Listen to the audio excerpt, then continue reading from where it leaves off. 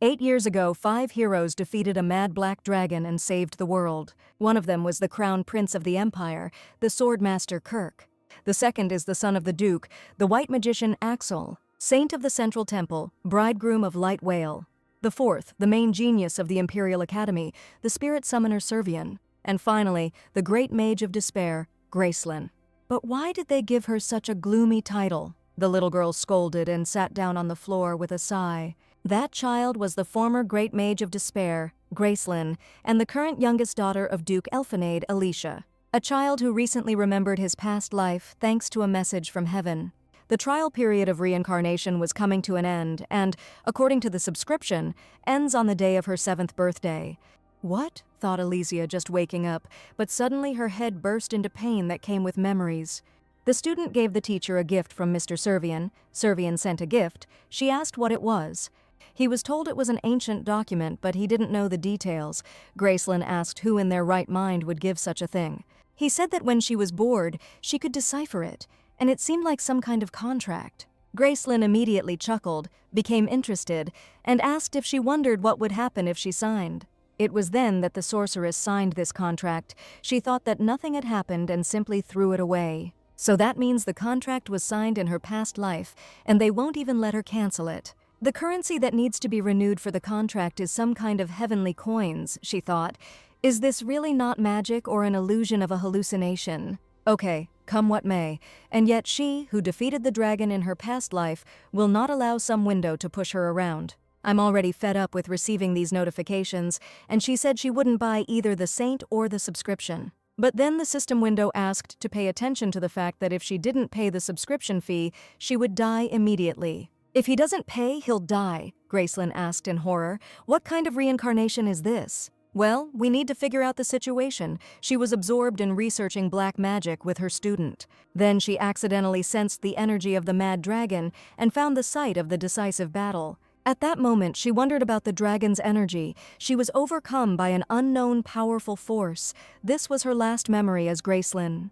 That is, she from her past life, Gracelyn, died, and after that she was reborn in the current body of Alicia. But this reincarnation is paid for, and if she doesn't pay for it, she will die. In fact, she only has 3 months left. A cruel life. What's the point of reincarnation if people treat it like this? The child was told to clean everything with a simple broom. How lazy. You just need to use magic, she thought. Suddenly, Duke Elfinade's grandson Noah came to her and asked why he was loafing around if she had been told to get out.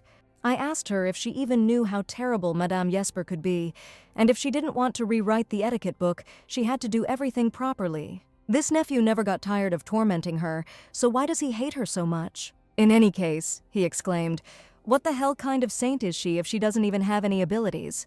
There's no way a little thing like her could be her aunt, he said mockingly. And since she entered the Elfinade family, then she, Alicia Elfinade, will have to prove that she is worthy of it, the boy said. What a pathetic fake. Does he really think that she herself wanted to be adopted into such a family? The Duchy of Elfinade is a noble family that has survived the entire history of the empire and wields power second only to the imperial family. But what shocks Gracelyn more is the fact that this Elfinade is the family of that obnoxious white mage Axel, the magician who was her comrade during the expeditions, and this guy always despised her for being a black magician from the slums. White mages use the mana stored in their bodies to cast spells, while black mages collect mana scattered throughout nature. The only difference was why they were arguing. Supposedly she was getting everything for free without any effort, and the stupid white mage couldn't cast spells when he ran out of mana. But, thanks to this, they became very close during the expedition, and she could even call him a friend. But now that she had been adopted into the Elfinade Duchy, she had essentially become his little sister and had to call him brother. Of course, she imagined the scene with Axel, but she still didn't want it. Absolutely didn't want it. It was all because of a false prophecy given on Alicia's birthday, that she was supposedly a saint, all because of one single prophecy. Eventually, the temple began looking for a family to sponsor the saint, and the Duchy of Elfinade agreed to adopt her. However, when she failed to prove her powers as a saint, everyone soon turned their backs on her and essentially treated her almost like an abandoned tramp. As if to say, how could this orphan without a drop of noble blood dare to be adopted into such a noble ducal family? Moreover, Alicia had never yet demonstrated abilities inherent only to a saint. She was only indirectly the Duke's daughter. But neither in the duchy nor in the temple, no one needs her. Bitter tears flowed of their own accord. Even after regaining her memories of her past life, Alicia's timid nature remained, and tears flowed naturally. "No, stop crying," she told herself, and hearing her voice, she realized in horror that, on top of everything else, she was lisping. In any case, she couldn't just clean up a place like that, and perhaps she didn't kill the mad dragon properly. The faint magical energy she felt before her death was definitely the power of the mad dragon. She needed to check everything properly, and given the system's limitations, once would definitely be enough. While the storage room was being transformed under the pressure of black magic, the white magician was sitting in the office with documents. Suddenly he felt a familiar magic. His hand trembled and he asked, "Gracelyn." Noah complained that he went to see what was going on, and she was making a fuss there. Miss asked if young Alicia really did it. "Yes," the boy lied casually, and she also said that they did not dare force the saint to clean. "Understood," replied the Elfinade family's governess, Madame Jesper. And to the boy's delight, she said that she would go and see for herself what Alicia was doing there. This fake saint is probably not cleaning right now, but is bawling her eyes out, he thought. If he's lucky, today he'll be able to kick her out. "Where?" asked Madame. But then her eyes almost popped out of her head from shock. "The room was very clean," the governess exclaimed when she saw everything sparkling. Gracelyn chuckled at the confused faces, especially Noah's. The Duke's nephew was horrified, realizing that all his hopes had been dashed in an instant. The madam asked the young gentleman if he had not said that the young lady had made a mess in the pantry. "This can't be," Noah exclaimed, not believing his eyes. "Here it is. The power of magic, brat," the sorceress thought. Unlike the limited magic of white magicians, black magic was extremely practical. Moreover, since it uses external magical power, even a child can handle it once they know the principle. The boy was facing punishment for his lie, but Gracelyn was overjoyed it was still too early for him to try to fool the great magician. Suddenly there was the sound of footsteps and a man's voice was heard, looking into the mansion's storage room. "So here he felt magical energy," said the Duke's second son, Axel Elfinade. "Axel Elfinade," Gracelyn grimaced in shock. "How many years have passed and that stubborn face hasn't changed at all?" An exemplary magician and a handsome man, perhaps because this was their first meeting after reincarnation, he seemed unfamiliar to her. To begin with, she should have pretended that she didn't know him, because she would rather die than call him Mr. Axel. The man explained to the governess that a movement of magical force had been detected nearby. It was not dangerous, but he had come to check everything. So the criminal, who got away with the help of black magic, wondered if it was all because of her. Jesper explained that there had only been a young lady in the closet the whole time, and asked if there had been some mistake. "She was here alone, yes," answered Madame. "She was serving a punishment for skipping an etiquette lesson without permission. They asked her if she had seen anything. What should she do? Alicia thought. She had to pretend at all costs that she didn't know anything. "This can't be," Axel replied. He clearly felt the energy of black magic here. Damn insightful, she thought. The governess asked the gentleman to forgive her for his insolence, but she knew that he was overtired and had hardly slept since that day. From that very day, Gracelyn thought and decided to listen to the conversation. 5 years have passed. His Grace the Duke says nothing, but he was very worried about him, she told Mr. Axel. "Only 5 years, he replied. He would not admit anything until he saw irrefutable evidence with his own eyes. And even though they were comrades on the expedition, the fact that Lady Gracelyn is a murderer who killed her student and escaped is undeniable." "Killer!" Gracelyn screamed in horror, not believing the rumors about herself. But then she let out a loud yelp, realizing that she had screamed without even noticing it from the unexpected news. What just happened? The girl thought anxiously. She is the killer, but that can't be. She asked her to forgive her. She urgently needed to go to the toilet, so she went and ran away in a flash. The governess shouted after the young lady not to miss any more lessons. Alicia, then, thought Axel, piercing his sister with his gaze as she ran away. Running into the garden, Gracelyn exhaled and thought, it's hard to run on such short legs. She got so angry while reading the story about the expedition that she gave up, but maybe she missed something at the end. Yes, it was written about the fallen hero, the black magician of despair, Gracelyn. "Hey!" she immediately screamed. "Why is she the fallen hero?" The Black Mage of Despair killed her apprentice Heiress and went into hiding. That day she went to the field, where the final battle with the Mad Dragon took place, and then her teaching Heiress was killed. He was killed by a powerful curse. Curses are the quintessence of black magic. At that time, she was the only one who used black magic, and her sudden disappearance was probably the main reason. And no wonder, it all looks like she ran away. In her eyes, he was always a lazy student, but he was a pretty strong magician. If Heiress had been defeated, then the enemy must have been quite strong, she reasoned. And before he could think about who the criminal was, Axel asked if she was looking at anything interesting. A former friend said that this was a very difficult book for a 6-year-old girl. Gracelyn gasped in fear at what Axel was doing here. She hadn't felt his presence at all. Maybe it's for the best, and this is a good chance to talk to him alone. But what should she tell him? That she was not a murderer, that when she opened her eyes, she discovered that she had been reborn as a 6-year-old girl. And even if she tells the truth, will he believe her, since history records her as a murderer? And yet, if this is the Axel she knows— "Hey!" She turned to him and exclaimed, "This is all nonsense. Heiress is not dead. Maybe he will believe her." "We need to get the expedition together again, you," the offended white mage exclaimed. She said that the Mad Dragon was still alive, but suddenly the man lifted her a little higher than himself. And he asked his sister, offended, what kind of hay was that in his brother's direction? What? Gracelyn thought, stunned. Brother. For Gracelyn, a street orphan in her past life, the word brother is like something from another world, something she never spoke. And she had to say such a word to her former comrade, but no way. Some worthless white mage like him, she screamed. What do you mean like him? Axel asked. She would rather bite her tongue than call Axel brother. I won't, I can't, she screamed, and announced that she was Gracelyn. The man asked, suddenly realizing what she just said. Out of impatience, he cried out for her to explain properly and asked if she was Gracelyn. If he continues shaking so hard, he'll make his head spin, the baby thought, going limp. And suddenly she passed out unexpectedly.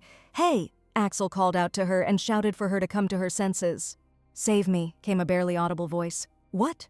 Who is this? Gracelyn thought, looking at the boy locked by magic, who is suffering so much. Please wash it, he begged, and, meeting his gaze, Gracelyn immediately opened her eyes and jumped up. Realizing that it was a dream, the girl looked around and asked where she was. Woke up? Asked Axel. He was a little scared when she suddenly fainted, even though they had been having a very important conversation. Gracelyn immediately remembered the recent events, which meant that after that she lost consciousness. Having handed her a glass of water, the man asked her to drink it.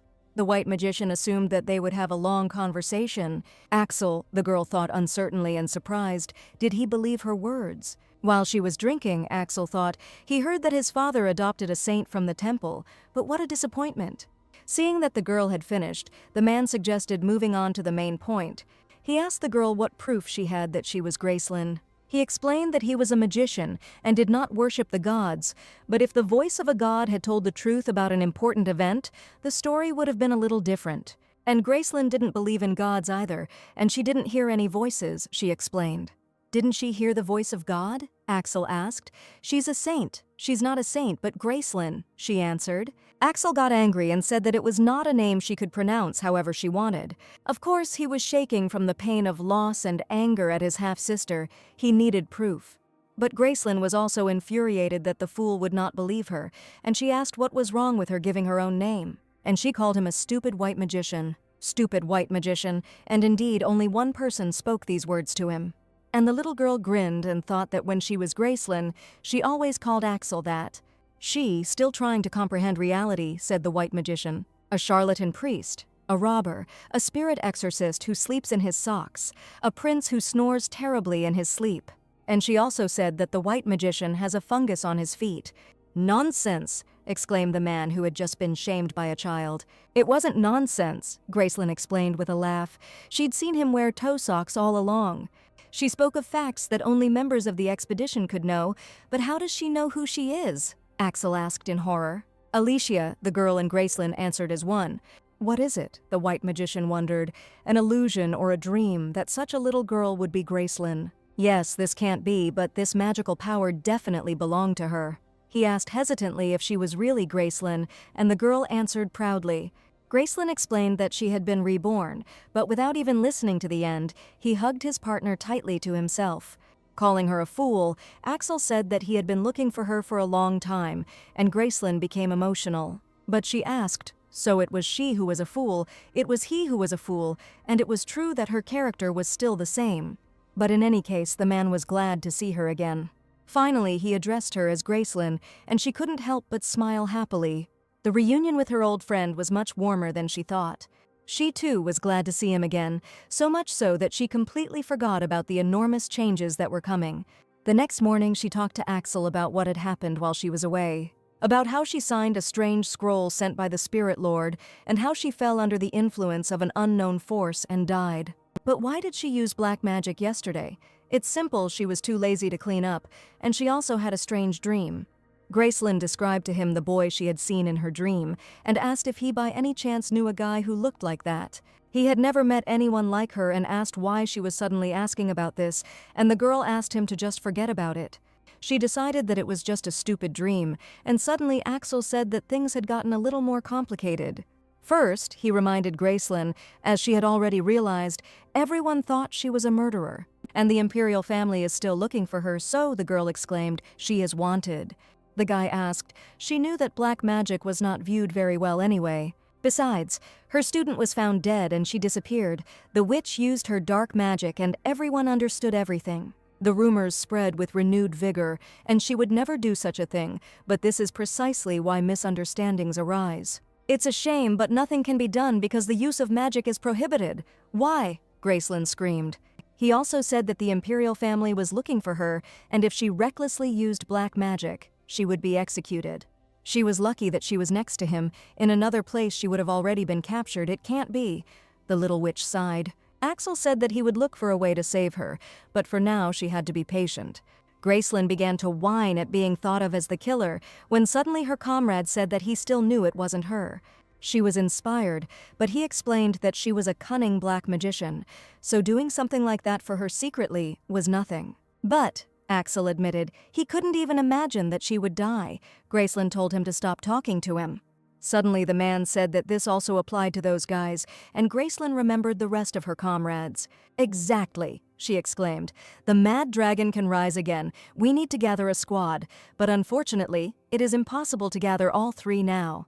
They were already quite capable before, and after defeating the mad dragon, they became such celebrities. Especially Kirka, and sure enough, Gracelyn thought, everyone was popular except her.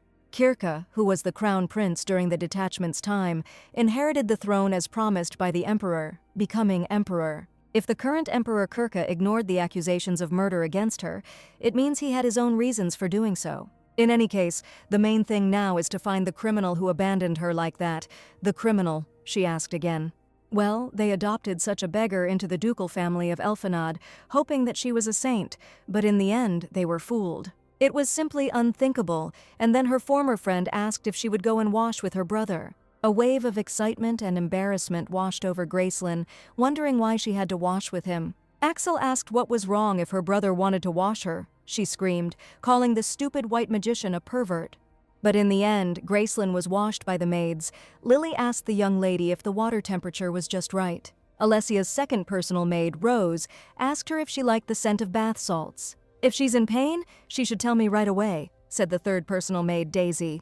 It's okay, Gracelyn replied, incredibly embarrassed. Axel, this guy, if this is how they wash, then he should have warned her in advance. After the baby was washed, the maids dressed her in new clothes and she looked wonderful. It's a pity that the dress wasn't custom-made right away. It must have been very uncomfortable for her to wear clothes that weren't her size all this time. No, everything was fine, she answered, thinking that everyone dressed like this, and besides, compared to her previous life, these clothes were much better. Does this mean that for Axel this kind of life was always the norm?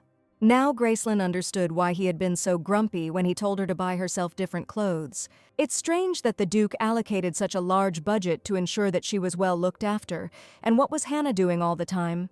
Hannah was her former maid, and although she was indifferent, she never harmed her. Suddenly, to everyone's surprise, Gracelyn's stomach began to rumble loudly. The little girl felt incredibly awkward, but the servants immediately told the lady that they would immediately prepare food for her and asked her to wait just a little bit. Okay, she decided to wait and rest at the same time. What a tower bustle there was. Now it was possible to live a little. Could it be that the dreary room she had lived in since she was adopted had changed in the blink of an eye at the mere command of Axel? The room she lived in before was also not bad. The blanket smelled so nice. But suddenly her calm was interrupted by the cry of her nephew, who angrily asked what kind of tricks she had pulled here. She was just about to rest when this boy started shouting that because of her, he had to rewrite the etiquette book 10 times. He told her to tell him what kind of tricks she had pulled here, how noisy it was. Couldn't something be done with this child? She thought. Suddenly, Gracelyn received a message from heaven, informing her of a quest only for the saint, through which she could win coins. "Where is she looking?" the boy shouted impatiently. She doesn't hear him, but the girl was interested in the quest. She remembered that in order to continue living, she needed to pay in coins. Noah asked if she was ignoring him, and Gracelyn wondered if she was the only one who saw it. She didn't feel any magic and didn't understand how this system worked. And yet, the goal of the quest was the tears of Noah Elfenad, the tears of this boy. That's what she needed. Very tempting. He asked if she would pretend to be mute now, how low, but if Gracelyn could, she would teach him a lesson with black magic. But remembering Axel's warnings about execution, Gracelyn hissed, saying what a pity. The boy stepped back and asked proudly and smugly what she had just said. But if magic didn't help, Gracelyn thought, all she had left was a physical attack. The boy's eyes darkened. Noah didn't like all of this from the very beginning.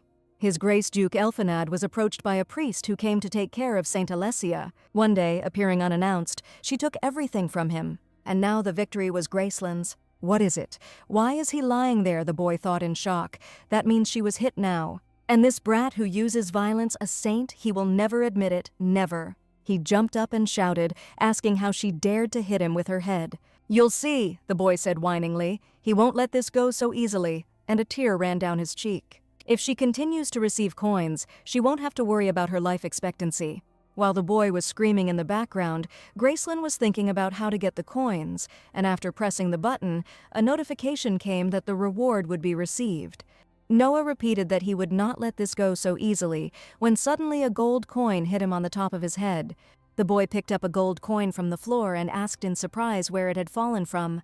But the next moment, mountains of coins fell from the sky, burying the defeated enemy. And Gracelyn exclaimed in admiration. This was exactly what she had only heard about. Money rain or money punishment, she asked Noah if he was okay. The girl realized that he had fainted and decided to pull him out first. What? When suddenly a stunned question came from the door. Axel, who had come to see his comrade, cautiously asked why the room was in such disarray.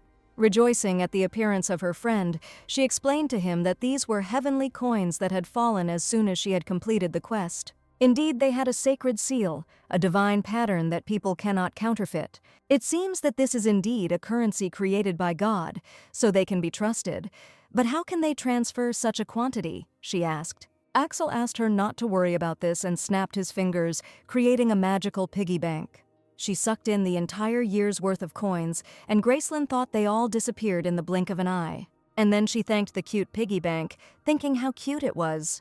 But suddenly the piglet disappeared from her hands, and Axel said that when he was needed, she would call, and he would come himself. In any case, he will report these coins to Whale. Perhaps he knows something about the power of the saint. Alicia was counting on him.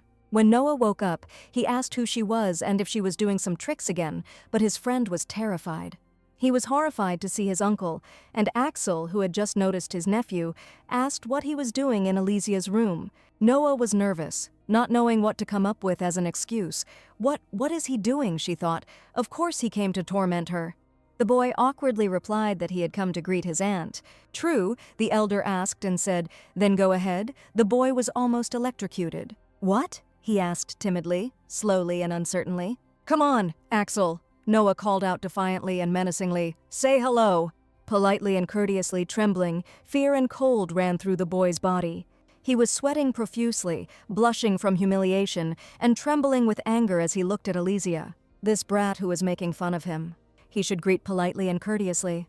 Noah hesitated, shifted from foot to foot, sighed with displeasure, and then looked at Axel. The Duke looked angrily at the boy, who did not want to answer for his words. And Noah was frightened by such a menacing appearance that he even hiccuped and trembled timidly from fear. But finally, having collected his thoughts and having put aside his feelings of shame, he asked to allow his aunt to greet her. Gracelyn was amazed that the little rascal had actually done it. Well, Gracelyn thought, after all, he was just a child who couldn't disobey adults. And since she had lived longer, she had to set an example for him, and so she greeted her nephew.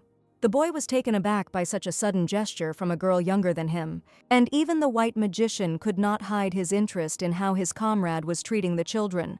Gracelyn herself grinned proudly, as if she had condescended to these mortals. That was the self-control of an adult. Interrupting Gracelyn's moment of glory, Axel told Noah that if he had done what he wanted, he could go. Yes, the boy answered the elder one, alarmed, and respectfully said goodbye to both of them. The boy had his own reasons for behaving this way, so Axel asked her to catch him correctly. But if he bothers her again, she should tell him. Yeah, Alicia answered, laughing. Axel's strength is not bad. What? The magician asked. Did she really use magic again? Creating problems? No, she didn't. It's all because of the quest. After listening to Gracelyn's dissatisfaction, Axel asked what kind of quest this was. But the girl did not want to admit that the system approved of some kind of violence against children, and so she enthusiastically told the boy that it was a secret. One way or another, she had reliable support, and she could fully enjoy life. Beautiful dresses every day and sparkling jewelry, luxurious feasts for every meal, sweet desserts, which she will try for the first time in her life, and care throughout the day. The life of an aristocrat is the best. And by the way, the pig's belly was full of heavenly coins after the quest. This means that with these heavenly coins, she will be able to pay for a subscription to reincarnation and also make wishes. Helping with tasks means helping with quests, but the most urgent thing is paying for a subscription. 10,000 for 1 month, which means that with the coins she has, she can extend her life by 5 months. There was also a commission here, but it was cancelled for her. Now she remembered Whale, who was crazy about money. To pay for the subscription, you first have to go to the temple, so she'll probably put it off. And then there was a heavenly shop with limited time items. She couldn't resist the limited editions. She entered the store with excitement and began to examine the assortment available there. But everything was too expensive. An item was worth a year of life, and the cheapest one cost 120,000 coins. Just as Gracelyn was getting upset, she received a notification about a limited edition item on sale. At first, her eyes lit up, but first she decided to think it over. The price was exactly 5 months of her life. No, definitely not. It wasn't worth the money. It would have been better to live longer. She won't buy it. The annoying window kept luring her with discounts and the limit of this item and offer, when suddenly, an even better offer appeared. The store offered her a quest journal for free. No one ever refused a freebie, and Gracelyn bought the magazine that immediately appeared in front of her. She sat down to see what kind of magazine it was. The first completed quest was already marked on the first page. After reading further, she realized that each quest has its own customer god, and thought about the effect of the hidden reward. Suddenly, she found something interesting in the quest, but then the mistress was interrupted by the maids. They flew into the room like a hurricane, informing the lady about the time of dinner, which they would not miss under any circumstances. Today's dinner menu was the most tender roast suckling pig. It looked so delicious. The girl enthusiastically wished herself a bon appetit, thinking again that the life of an aristocrat is the best. After the meal, the maid asked the young lady if she had enjoyed today's dinner. They were glad to see the girl in male circles. But they were still interested in why Axel suddenly became so concerned about Alicia's life. The other thought that it was natural, since she was a saint. A close friend entrusted it to him, but then the lady told them to stop saying such things in the presence of the young lady. Gracelyn was upset. It was so interesting. They probably said it thinking she wouldn't understand. They changed her into incredibly comfortable and cute pajamas. Alicia liked everything and thanked the maids. While 2 of them were touched by this angel, the third thought that it was strange that she was so kind, and there were such rumors about her. She was sure that it was Hannah who had started the rumors and that others had told her to be quiet. Gracelyn wondered, so Hannah was spreading strange rumors about her in that case. Pretending to be an innocent child, Gracelyn asked the maids what was going on with Hannah. The girls simply couldn't resist her puppy dog eyes and exclaimed that they would serve her with all their might. They asked the lady from now on to wear only good things and eat a lot of tasty things and just trust them. It's strange, the girl thought thoughtfully, favorable glances and undeserved kindness. To be honest, she wasn't used to it because in her past life, she always had to cope with everything alone. But she is not Gracelyn anymore. She must get used to the life of Elysia Elfinade. Rose asked if she wanted to say something. And, speaking about herself in the third person, which is typical for children, she said shyly that she wanted to meet someone. And having told them with whom exactly, the maids twisted their faces in horror, asking with this person. At the same time, Hannah continued to spread various rumors about Alexei. "Can you imagine," she said, "the lady threw a vase at her, and yet, when all the maids quit, she was the only one taking care of it. Still, you can't hide your low origins, so young and already with such a character," she mocked. Suddenly, the head maid Hannah was called by a knight and informed that, by order of the Duke, she had been ordered to be locked up in a prison cell. And so the girl who spread rumors without a trace or investigation was thrown behind bars. But naturally, not wanting to admit her guilt, she rebelled in defiance of the order. Gracelyn adjusted the shoes she had been falling out of, and Lily asked the lady if they fit her. "Yes," answered Alicia. Then Lily led the lady into the office of the man with whom she had asked to meet, the head of the Elfenad family, the Duke. "Okay," the man answered the maid and turned to the reception girl, asking if she had any business with him. Duke Elfenad, a former swordmaster, a cold-blooded pedant and boar summoned by the Demon Duke. Gracelyn had never seen such incredible beauty in her life, so that's where Axel got his beautiful face from. She became a little lost in her thoughts, and then the pedantic Duke asked what she wanted to say. But Alicia was nervous. In front of her was the man on whom she had to make the best impression in the duchy. First impressions are important, so you need to be polite, and that's why Gracelyn said hello, introducing herself as Alicia. Her words echoed throughout the Duke's office, and the little girl realized in horror that she had screwed up. In her thoughts, she had exactly the same beautiful greeting as she had just now. "Oh, okay, straight to the point," she thought, and, just as nervously and sharply, said that she had come with a request. With a request, the man asked, and Gracelyn begged him to let her into the punishment cell. The man asked why she was going to such a place. Was it really because of Hannah that the Duke's permission was needed to enter the prison? And so she answered modestly, "Everything is correct," but suddenly she caught the Duke's menacing gaze on her. Alicia's young body reacted easily to the stimuli, and she shrank back, hiccuping.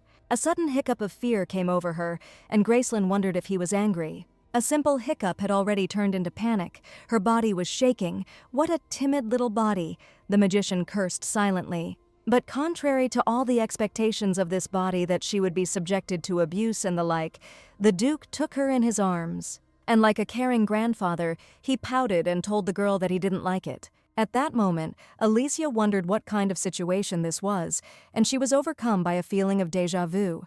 He asked his granddaughter, dissatisfied, if her shoes were too big. Seriously, she thought. So it means the Duke was angry not because of something else, but because of the shoes. Absurd. Frowning with concern and contempt, he asked who dared to put such shoes on a member of the Elfenad family. Lily timidly replied that she had taken measurements and sent them to the studio, but due to the large number of orders, production would take time. So she hurriedly found ready-made ones and asked for forgiveness. Was that even a reason to be angry? Gracelyn thought in the slums they would only be happy to have such shoes. The Duke ordered him to stop making excuses and wanted to send her to the punishment cell too, but suddenly Alicia exclaimed that everything was fine. She apologized and said that she chose the shoes and that she was fine, so she asked not to scold Lily. Gracelyn thought that if Lily ended up in solitary confinement, it would be bad, and the maid herself could not hold back her tears. The Duke reasoned for a long time, and Gracelyn kept making eyes and pouting like a puppy begging for food. The Duke said that he forgave her, but hissed, saying that this insolent woman should have been sent not to the punishment cell, but straight to hell. Could it really be hell? Meaning the death penalty? Gracelyn thought in horror and exclaimed in alarm, "You can't send Hannah to hell." She had to meet Hannah because there were 2 quests connected with her. The Duke asked what she was going to do after meeting her. She knew that this would happen and prepared an answer. This is her servant, so she, as the mistress, will punish her, but instead she said that she needs to earn 30,000. The man immediately frowned and asked Alicia what she needed to earn, as she didn't have enough money. She said what was on her mind and didn't even know how to fix everything. Suddenly, as the door swung open, a voice was heard asking to let her do what she wanted. "He will be there and will oversee the maid's punishment," Axel said, asking his father to trust Alicia. The Duke said he didn't know he had a hobby of eavesdropping on conversations, but Axel explained that the door was open, and since he heard, he decided to intervene, as her older brother, the Duke, thought. But he still allowed entry, and everything turned out very well in Gracelyn's favor. Axel was sure that his father would not refuse him. The maid breathed a sigh of relief, and Alicia thought that Axel had come just in time. He told Lily that he would take Alicia to the punishment cell and told her to wait in the room. She thanked Axel for his help, but told him not to say that again. There was no hurry, the magician said. She could gradually practice saying the words dad and brother. But for her, a person who had no family in her past life, these were very unusual words. Anyway, why does she want to meet this crazy woman? Axel asked. He helped because it seemed to him that she had some kind of plan. Gracelyn explained that she needed to earn the coins, the very ones, the white magician asked. But why? Because she would die without them, Gracelyn explained. Axel faltered, stopped, and asked, would she die? What? The girl asked, surprised and thoughtful. Didn't she say so? She told her former comrade, the white magician, that she was mortally ill. They just met, the man said in despair, and she will soon die again. Yeah, the girl answered enthusiastically, but there is a way out if she collects the coins. But at that moment, Axel was no longer listening to Gracelyn. His emotions were above reason. Why? He asked, enraged. Why would she die? Why Gracelyn again? If she died again, he would never be able to find her again. If she was gone, neither seen nor found. Gracelyn realized that his unstable mental state was causing his magic to spin out of control, and so, jumping up, Gracelyn approached Axel, bringing him out of his foggy state. The girl clapped her hands in front of his face and exclaimed that she would not die, and after that she explained everything thoroughly to Axel. He understood everything, which meant that if she collected and used the coins, she could extend her life, and that was why she needed to complete the quests with Hannah. And also, the coins need to be donated to the temple. It will take an eternity to receive the donation, he replied. As soon as the young duke appeared in the punishment cell, Hannah began to sing a song, telling the young master that she was guilty and had committed a mortal sin. At home, her father, due to the news of her father's deteriorating health, she seemed to lose her mind for a moment. It turns out, Axel answered gloomily, that she stole the entire budget allocated to Alicia for medicine for her father. If this was true, then the magician felt sorry for her, and it was to Hannah's advantage that the Duke showed sympathy. Continuing to play, she begged, true, her situation is very difficult, so she begged to show mercy. However, as the white mage approached, there was one fact she had missed. He asked her if she thought he had sent her to solitary confinement without checking everything. What nonsense about her father, who had died several years ago. Until the very end, he thinks that the Elfenad seed are idiots. Such a pathetic excuse, just to get out of the situation. And realizing that she could no longer beg for the Duke's mercy, she decided to play on the child's feelings. She asked the young lady to forgive her, saying that she was wrong. Why, she asked, thinking how quickly she changed her mind.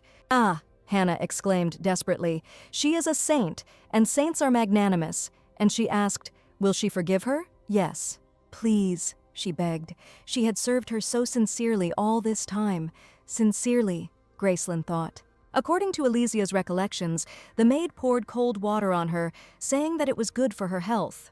Regarding the fact that she coldly told her that she had divine protection, and about dinner, why eat so regularly? After what I saw, all I can think of is swear words. The former Alicia, having heard such a thing, would not have dared to object to the ridicule. But now everything is different. To forgive or punish her, it's all in her hands. It's ridiculous, said Axel, and asked Alicia what she was going to do. The girl thought about it. When discussing forgiveness, Hannah was ready to fall at the saint's feet for her mercy. But as soon as Gracelyn said, no, this is not it is better to punish, she again began to beg for forgiveness. It all looked pretty funny, so Gracelyn decided to mock the maid by saying forgiveness and punishment. After all, she is a saint, so it's easier. Yes, what the hell? Yeah, if you remember everything she did, then punishment is just right. Gracelyn was already sure which choice she would make in favor of quests when choosing Hannah's punishment. But suddenly, right before her eyes, the reward amount for completing the quest began to change. This was already pure bargaining. If she forgives, they will give her 2,000 more, then maybe she will forgive. But suddenly both gods started to up the ante, watching her in real time, and Axel asked what she was worried about. Already thinking about failure, Alicia told Axel that she had 2 quests and she didn't know which one to choose. 2, he said thoughtfully, and suggested that the girl do both at once, and indeed, both. And indeed, nowhere was it said that one had to choose one thing in that case. She told Hannah that she forgives her and that she can pay for her mistake with her life. She will find her a new job where she will have to work hard and return the stolen money. However, her new job will be a mine in the barren lands of the northern continent, where she will have to work as a slave for 30 years.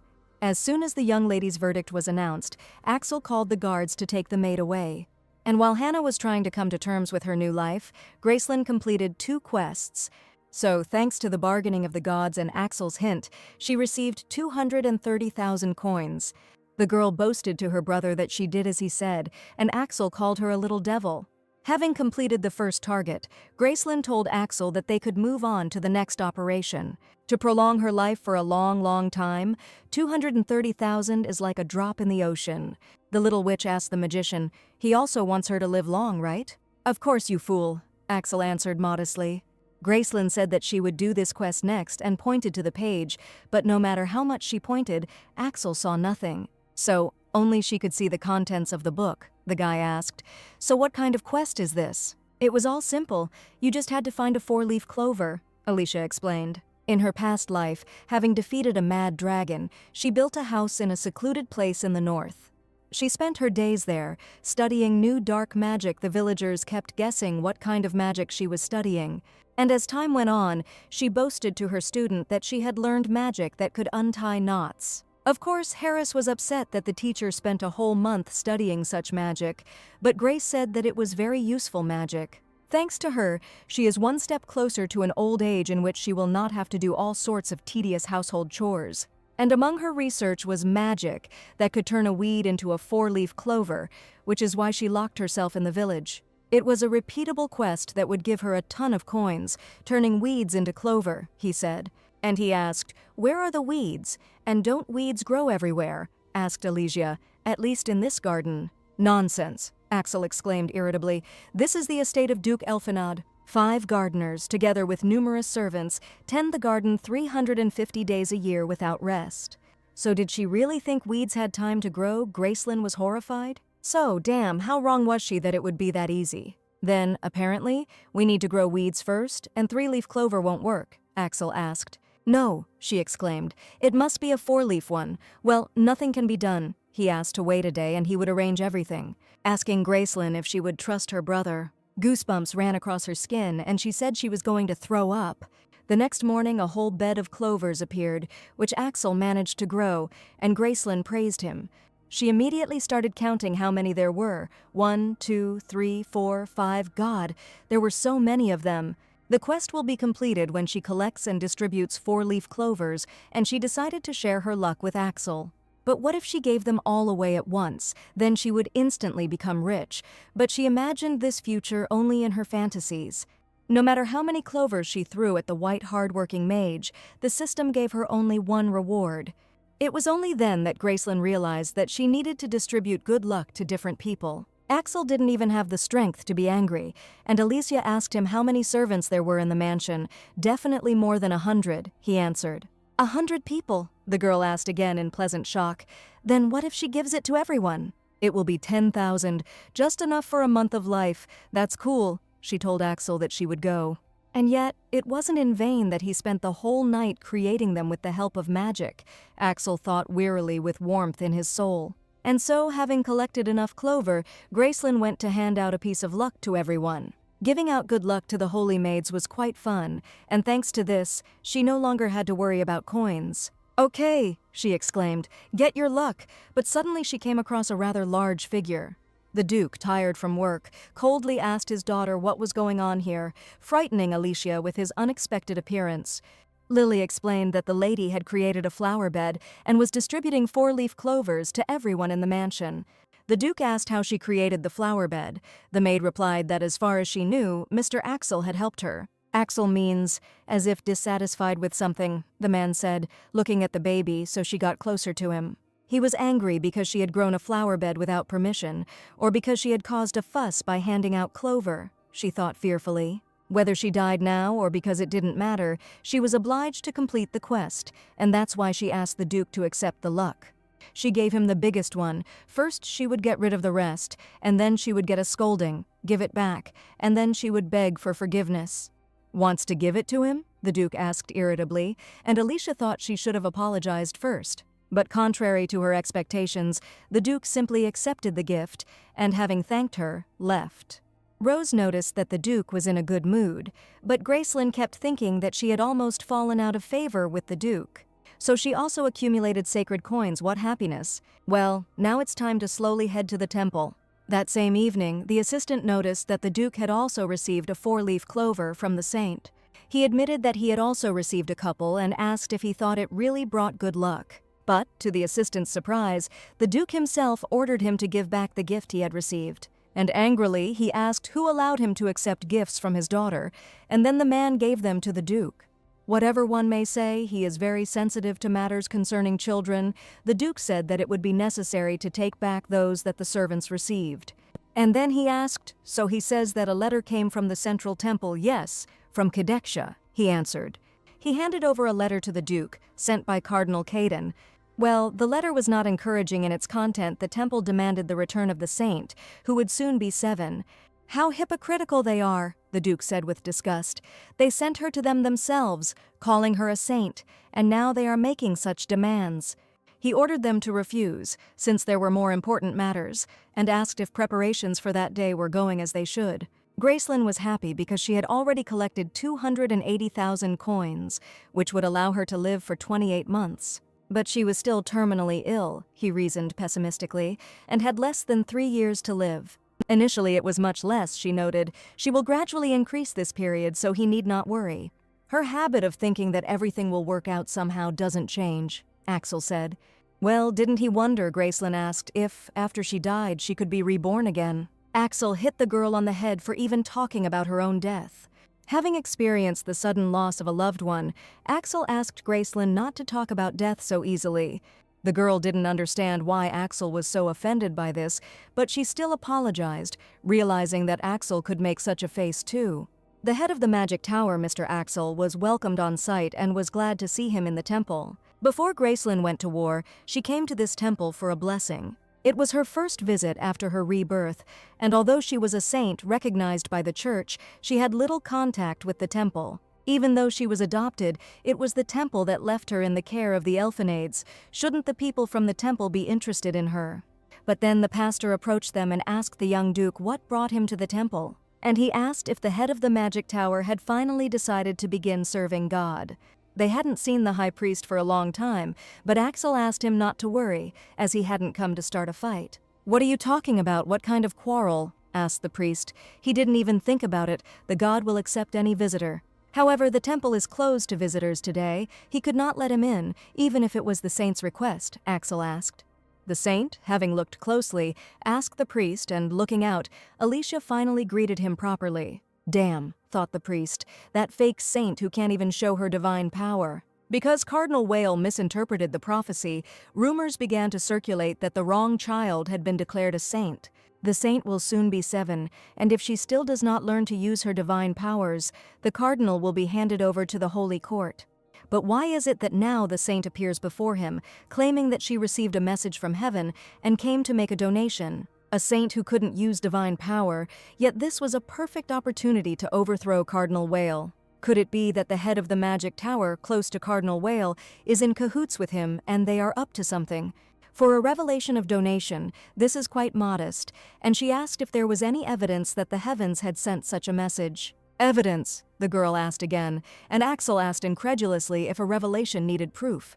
When a god sends a revelation, he always leaves a sign, the priest explained, unless it is a lie, but Grace had proof. At that very moment she pulled out a sacred coin from the piggy bank, a coin with a divine sign, which meant the little one was hoping for luck, but the priest said that one of these would not be enough. And to his surprise, the girl asked, "What if there are more of these coins?" he asked. In fact, she hasn't yet received the reward she earned back then, although 50,000 was enough to completely get rid of Noah.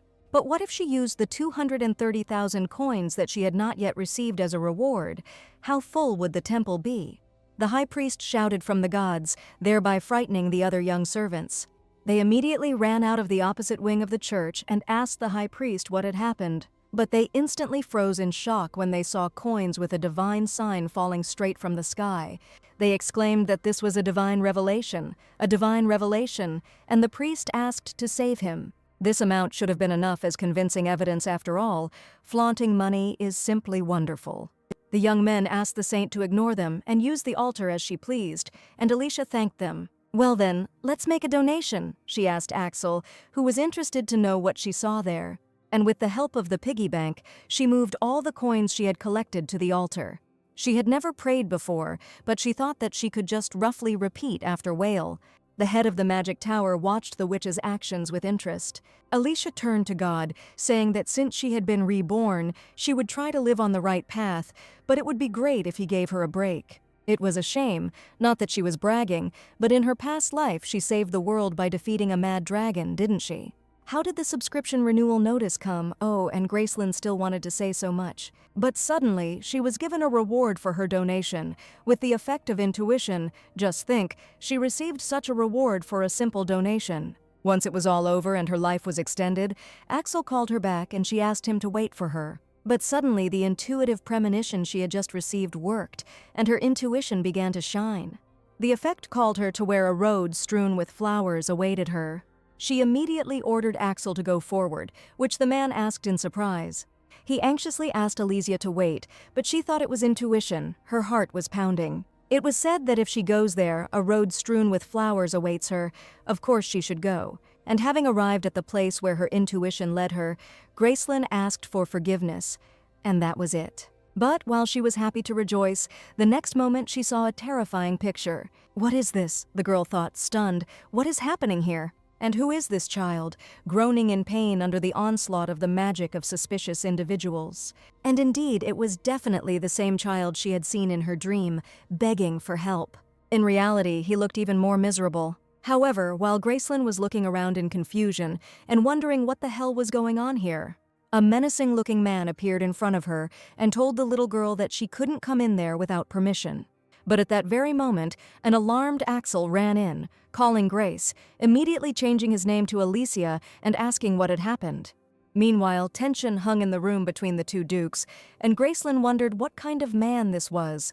"Duke Klaus," Axel cautiously inquired about his presence here. Sir Axel, not expecting to meet the head of the magic tower, asked the man. To put it simply, if the Duchy of Elfenad was the brain of the empire, then Klaus was the sword. It is said that the post of swordmaster passed to Duke Klaus because Duke Elfenad was unable to occupy it. But Gracelyn still had a bad feeling about this meeting. The man grinned and asked Sir Axel what he was doing here.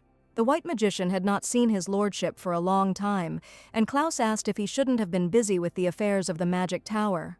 So what brought him to the temple? Axel replied that his younger sister wanted to see the temple, so they went for a walk. "Ah, that same adopted daughter," he grumbled, thinking that entry to the temple should have been prohibited. Axel introduced Elfenad to the Duke of Alicia. She was still little, he explained, so she made a mistake and asked what about the Duke. Ahai Klaus asked not to be misunderstood. He was simply performing a ritual of blessing his sick son. Looking around, Gracelyn thought warily that this didn't look like a blessing at all, and Axel asked about his son. And the Duke explained this by the fact that he had recently secretly adopted a child. He was an illegitimate son, a frail boy of about the same age as Alizia, and it seemed that an unusual ritual was being performed in this prayer room. Duke Klaus asked Axel if they could leave now. He needed to finish the ritual for his son. But Gracelyn's intuition told her that this ritual needed to be stopped, and she rushed to the child. However, the honorary Duke stood in her way, saying that he was very glad to meet her, Saint Alessia. Since they had already met, the man asked if she could also grant him the saint's blessing. Just now, he deliberately blocked her path. Everyone already knew that she could not use divine power. The Duke simply couldn't help but know this.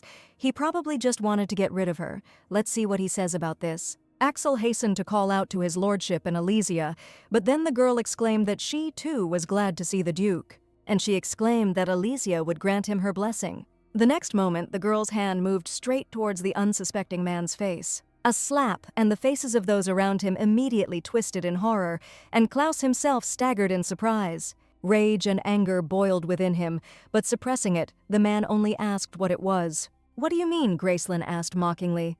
"It's a saint's blessing," she explained. he asked, and so he continued to receive sacred blessings coming straight from the soul. Having driven away the bad energy, she exclaimed, "It's ready, the saint's blessing has been successfully received." "And this is a blessing," the Duke, who had received the blows, almost screamed. Axel was already having trouble controlling his urge to laugh, and his subordinates were worried about the Duke. Receiving aggression in response to mercy, this child asked with open eyes if he was angry. "Not at all," he replied, rubbing the place where he had been hit, he was not at all angry. "True," Gracelyn asked and offered to grant the man one more blessing. The moment the Duke dodged the boa constrictor, Gracelyn had a perfect opportunity to get to the boy. Taking him by the hand, she told him to get up, but the poor thing had no strength.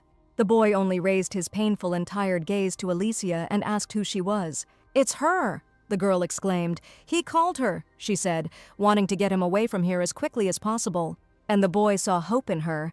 Her image was imprinted in his memory. And Gracelyn was about to declare that she would help him when suddenly they were interrupted. The Duke, having recovered, reported with a frightening look that Eugene was a very sickly child. "He must undergo a blessing ritual," the father declared, asking the saint not to interfere.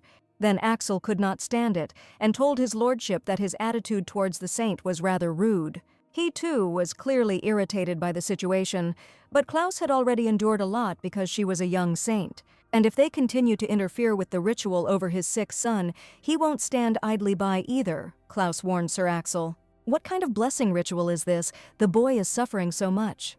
How then, the Duke ordered Eugene to tell him himself, and asked the saint who was concerned about him to perform a blessing ritual for him. Intimidated by his father, Eugene, with a trembling voice, unconditionally asked for the blessing ritual to be performed. And since they had heard everything, the Duke asked both of them to go out, and the door slammed.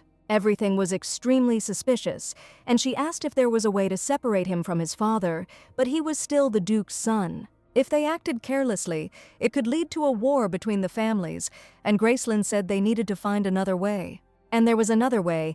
"You just need to use a force that is higher than the force of the family," Axel said, looking at the tower. An ivory tower located in the Elven realm, built to interpret divine prophecies. It is an independent educational institution where geniuses from all over the Empire gather, and the talented ones could not refuse an invitation to the tower.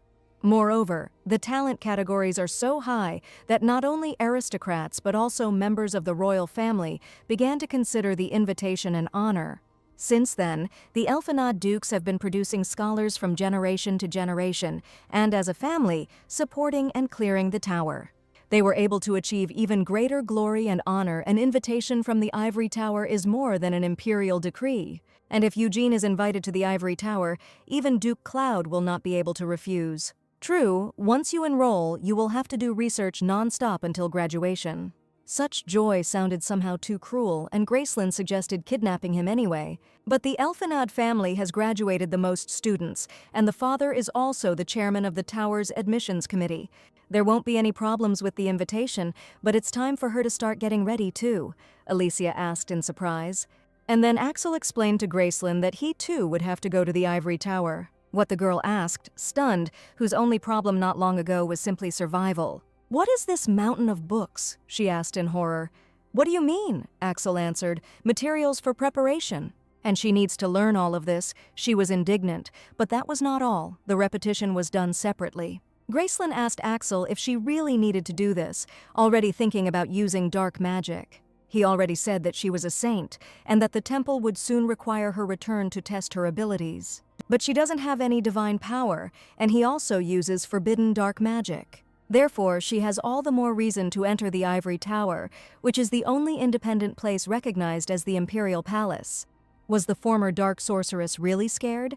"No way," Gracelyn replied, "come what may," and it was a wise decision. After numerous explanations, Axel suddenly asked the girl what formula was used to solve this problem. "The correct answer," exclaimed Gracelyn, "according to the formula of the Terrace of Aborijan, perhaps slightly speaking nonsense." "The future is foggy," Axel lamented, "so foggy she even gets confused in the magic formulas he just explained." She wasn't interested in anything other than dark magic. She thought that with the memories of her past life it would be easier. But she definitely won't do that. But Axel said that it was too early to give up, because with her he was a graduate of the tower. Of course, it's not a fact that he was studying there and not having fun, but still, her brother will explain everything to her in order, and they will try again. And so, thanks to Axel's many instructions and teachings, Alicia finally decided everything was right. It was all just a trifle after all, and Gracelyn realized that learning could be fun too. The maids praised the mistress and told her to contact them at any time if she needed help. After a few days, Gracelyn kept up the pace, continuing to study diligently, but it was still wearing on her childish body. Covering the baby with a cardigan, the white magician thought that she seemed very tired. Axel decided that he would give her some rest and recuperate. Suddenly, Gracelyn, mumbling and mooing in her sleep, said that she would save him, Eugene. Eugene? Axel thought about the child's fate, who this boy really is. Why he appeared in Gracelyn's dream and asked for help is all very mysterious. But since Gracelyn wanted this, Axel wondered what to do. He told his little sister to wake up and asked if she was going to sleep all day. She asked when he arrived, and Axel said that he had sent an invitation to the tower to Eugene. So quickly, Gracelyn was surprised and praised him for his work. The guy told her to finish her homework quickly. Even if they both go to the ivory tower, one fact will remain the same. It's all for Gracelyn. But for some reason in my soul, it was somehow uneasy. Clutching the invitation, the Duke said angrily, "Ivory Tower, then. Is this all the work of that girl from Elfenad? The tower is a place of independence where even the Emperor cannot interfere." And they had to invite Eugene there, cleverly thought out. Cloud sighed. The man whom the Duke had previously summoned knocked on the door of the office and entered. He informed his assistant that Eugene had received an invitation to the Ivory Tower. "Ivory Tower? Isn't that the place every family dreams of sending their children?" he asked. And he also sincerely congratulated his lordship, but they say that those invited must pass an entrance exam. "So we need to prepare him," Cloud said. "Let's see if Eugene is worthy of entering the Ivory Tower." But as a father, he was worried, because Eugene was in very poor health, and he didn't know whether he would be able to study normally. One day, when Gracelyn was diligently preparing for her exams at the tower, Lily accompanied her after class. And she really enjoyed the classes. Axel explained everything to her quite well. Lily told the young lady that the Duke had ordered that in honor of her upcoming birthday, she should use the new room from today. At first, Gracelyn was surprised by the gift itself, but now she was completely taken aback when she saw the decoration of the sapphire room. Lily said that using rooms named after gemstones is a tradition for the direct heirs of the Elfenad family. This meant that he recognized her as the direct heir. The previous room was also not bad, so why did they give her this one? Maybe he really likes her, Gracelyn thought, but she immediately realized that she was talking nonsense. That was definitely not true. Oh well, then she will simply enjoy luxury and pleasure, as befits a duke's daughter. But the celebration did not last long. Out of the blue, Noah appeared and told Alicia to get out of there immediately. The girl stopped dancing and looked back at the guest, not understanding what he was suddenly doing there and what he was saying. The little girl explained to her nephew that this was her room, and the Duke had given it to her. Noah shouted that his grandfather could not give the room to someone like her. She was just an adoptive child. How could she agree to accept his gift? He told her to return to the outbuilding. "Why?" Alicia asked, stunned by the boy's impudence. Stamping her foot, she said that she didn't want to. This was her room, and if he wanted someone to leave, he could leave himself. Ordinary Alicia, due to her timid nature, would not have been able to answer properly, but she had already become quite accustomed to this body. Noah could no longer contain his anger at his grandfather's unfair treatment of them, and unable to restrain himself, he hit Gracelyn hard in the face. Even the former great sorceress didn't expect that some little brat would one day punch her in the face. But even Noah himself was shocked by his actions. He didn't want to do this. His hand did it itself. Expecting the baby to burst into tears, he immediately began to make excuses or try to somehow calm her down. However, Gracelyn wasn't going to put up with this attitude until she taught this brat a lesson. And at that very moment, she grabbed the boy's leg, and he screamed in surprise and pain. How dare he raise his hand against her? The little girl thought angrily. Noah screamed for her to let him go, but Alessia growled, implying that it was his own fault for bringing out her animal nature. Suddenly, a man appeared on the threshold of the sapphire room and froze, watching the fight. The Duke asked what was going on and demanded an explanation from the children. Without giving her a chance to get a word in, she screamed that Noah had told her to get out of the sapphire room, that she had no rights because she was adopted. Grandfather asked Noah Elphanad if he really said that, and Noah was ashamed of his actions, but deep down he also felt a sense of injustice screaming. He stuttered and answered uncertainly, "Auntie is not even a direct descendant of the Elphanad family. They don't even have common blood. She just suddenly appeared and got a room. He is the grandfather's real grandson, and everyone only talks about Elysia." He got angry and said that no one was even paying attention to him. And finally, unable to contain himself, he burst into tears, saying that he hated everyone, poor boy. That is, in short, Noah was jealous, and the former Elysia was worried inside about what to do. And Noah was just jealous because she took all the attention that used to go to him. She thought he was evil because all he did was torture her, but he was just a child. Taking a step towards the children, the Duke turned to Noah Elphanud and removed the gloves from his hands. The Duke told his grandson that it doesn't matter whether there is someone or not, because he is he. As the future heir of the family, he must have one quality, to be himself and not be influenced by the words and actions of others. He asked to forgive him, that they had such a quarrel and all the consequences of his indifference. Looking at his wounded hands, the Duke thought that due to the suppression of monsters in the border region, he had no time for children at all. The man turned to Elysia and Noah with sadness and asked if they would forgive this wayward adult. Noah looked at his grandfather in shock, and the tears started flowing again. Crying in the arms of his family, he admitted that he was also very sorry. Calming down, he apologized to Elysia, that is his aunt, saying that it would not happen again. Gracelyn realized that this time Noah's apology was sincere and he was truly remorseful. And besides, the Duke, who she thought was ignoring her, seemed to be simply very busy. Gracelyn even felt a little ashamed. She said that she was also sorry that she had misunderstood Noah and the Duke. Elysia happily suggested that they live in harmony and that the whole family should not quarrel. With her words, she deeply touched and melted the hearts of people who were previously distant from her. It seemed that his intervention was not needed, Axel thought with a smile as he watched the family. Anyway, Gracelyn, she's too soft-hearted, but still, it's a beautiful trait. Time flew by, and the day of the entrance exam to the tower arrived. She received support from everyone, from her personal maids to Axel, Noah, and even the Duke.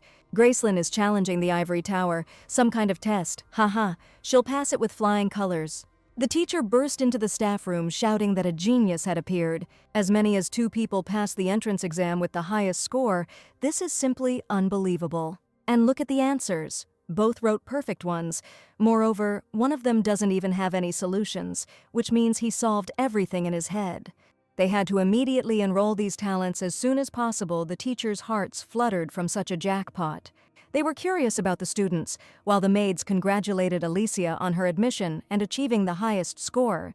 She thanked them for the praise, but not sincerely. Her intuition was legendary. That's how strong it was. On the day of the entrance exam, all participants were given assignments and the exam began. It's finally starting, Gracelyn thought confidently, not yet having looked at the assignment sheets, the results of all her classes. It won't be possible to show them, Axel, damn. He said that the exam wasn't difficult. He said that it would be easy. So why is everything written in an ancient language? But she couldn't disgrace the family by getting 0 points.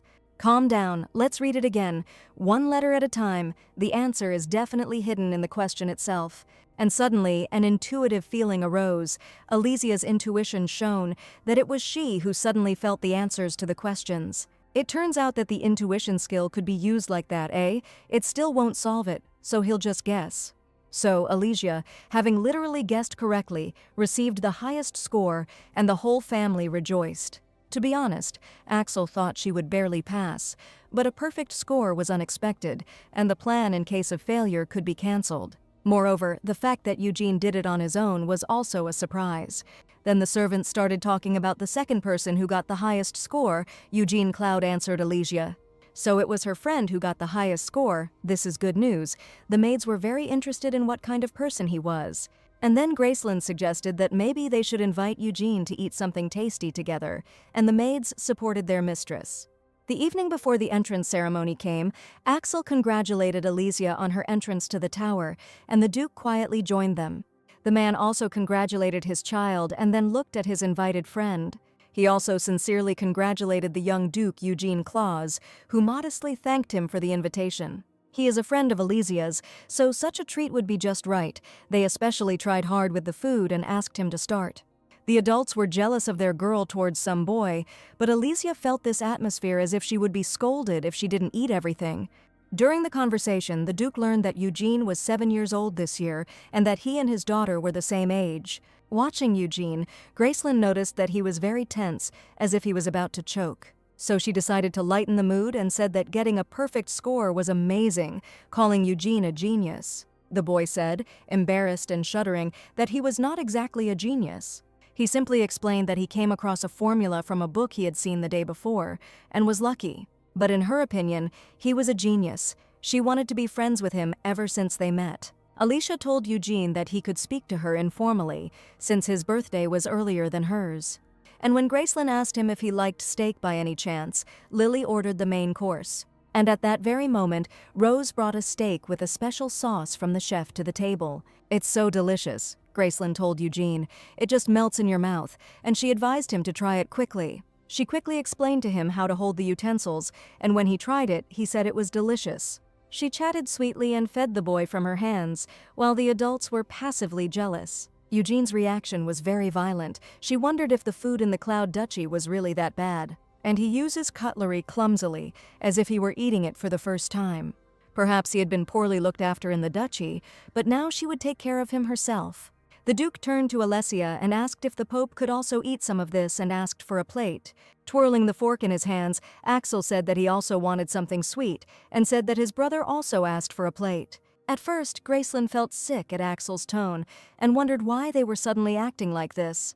She said that she was already carrying it, and the maids were glad that the mistress had become even closer to the family. The entrance exams at the tower are the same for all ages, so it must have been difficult to solve problems that are difficult even for adults. "No," Eugene answered modestly.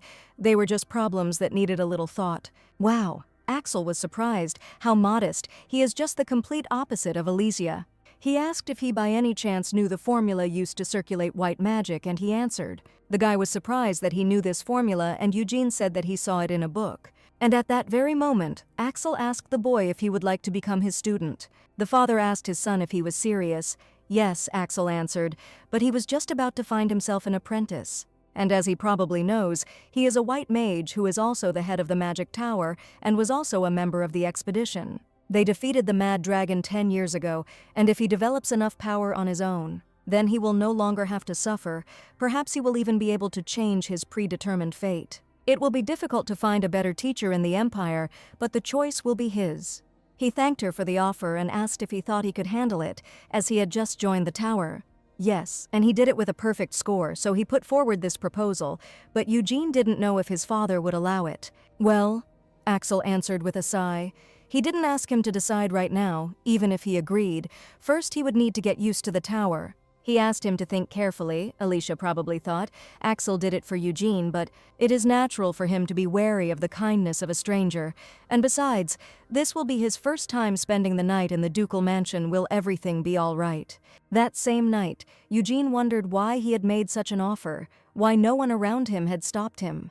If they saw what he saw, they wouldn't want to keep him around. But what if he became his student? Then maybe something would change, he hoped. But suddenly, either a voice in his head or a vision told Eugene no, this was impossible. Did he really think that the Elfenad family would protect him? He told him not to get his hopes up because he knew how they would react if they found out what a dirty child he was. Then his life, forgive me, Eugene immediately exclaimed. He was stupid. He imagined that he had become cleaner. But his dirt is not washed away, no matter how many rituals he comes to. Henceforth he will not think about any nonsense and will live quietly. But then, interrupting Eugene's crying, Gracelyn asked the boy what he was saying. The girl asked if he had had a nightmare, and Eugene asked Alicia why she was there.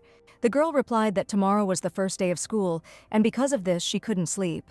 She couldn't say that it had just dawned on her and that her intuition had woken her up. She thought that he might be uneasy too, so she came, but suddenly she heard Eugene's voice. Alicia apologized for entering without permission, and Eugene said that he could not sleep because he was sleeping in a new place and asked her not to worry. But the boy looked worried. Gracelyn came here on a whim but didn't know what to do. If only she had some kind of item that helps her sleep. She had been making donations lately, so there were no coins left. But suddenly an idea came to her mind and the girl asked if Eugene would go somewhere with her. The girl said that she would help him fall asleep. She would take him to a place where he could sleep soundly, even if there was noise around. And this place turned out to be a previously created flower bed with 4-leaf clovers. "And now they will look for 100 clovers," Alicia exclaimed. "When they finish, he will fall asleep without even realizing it." According to her recollections, there was no sleeping pill stronger than physical labor. Rather, she called Eugene to follow her. But the boy modestly said that she didn't need to try so hard for him, as she would only get tired and go to bed later. And then the girl explained to the baby that she was trying not only because of his sleep problems. "So why was she here?" he asked. "It's just," she replied, "if they share their clover with other students on the first day, they can make a lot of friends." He felt ashamed that he had misunderstood, and Alicia said that she had also hoped that she and Eugene could become closer. Her words confused the boy a little, and he hesitantly asked, with him. What he said in the room and how guarded he was at dinner all bothered her. She thought that if they got a little closer, his wariness would subside, but maybe now he thinks she's weird. "So there is no need to apologize," she said, laughing. After all, she was doing all this for herself. "There are only 100 to collect," Eugene asked. "Yeah," she replied. "It's all clover here, so they'll collect it quickly." "Okay," the boy said, agreeing to help. Soon they quickly managed to collect. There were definitely more than 100 pieces, and she praised Eugene. Thanks to this, completing the quest became a little easier, he thought, licking his lips. Suddenly, Eugene called out to Alicia and, after thanking her, asked if she had tried to relieve his tension. He hadn't interacted with other people much before, so he didn't know how to behave. In fact, he is not so afraid to sleep alone. It's just that before he came to the duchy, his flute was taken away from him. It helped him feel no pain during the purification ritual, so he always carried it with him. It's strange. The purification ritual she went through in her past life wasn't painful. Could it be that Duke Klaus confiscated the flute? But today, thanks to Alicia, it seems he will be able to sleep peacefully, Eugene said with a smile. The boy happily said that he would think about the offer to become a student. It would probably be stupid to refuse. Yes, in time he will understand everything, Gracelyn thought. It seemed that she had become a little closer to Eugene after all. Then, said Alicia, since they had collected all the clover, they could go to bed. Yes, he said in agreement. But before they returned to the rooms, Eugene called out to Alicia. He wanted to ask one more thing. The next day, Alicia slept so soundly that she almost overslept, but she made sure to take the clover. Gracelyn asked Eugene to believe her. She would tell everyone that he helped her. Then he too will have many friends. Friends, the boy repeated embarrassedly.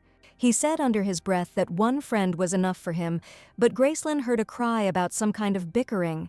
If he keeps pretending to be good, he won't become different. They didn't like the little one from the very beginning. The boy ignored the hooligans who pestered him and asked the girl what they were doing. Suddenly, a sudden quest appeared before my eyes. But what about its content? Was it really a quest from heaven? No matter how many coins they gave, this is real villainy. The quest told her to teach the little boy a lesson for not listening to his elders.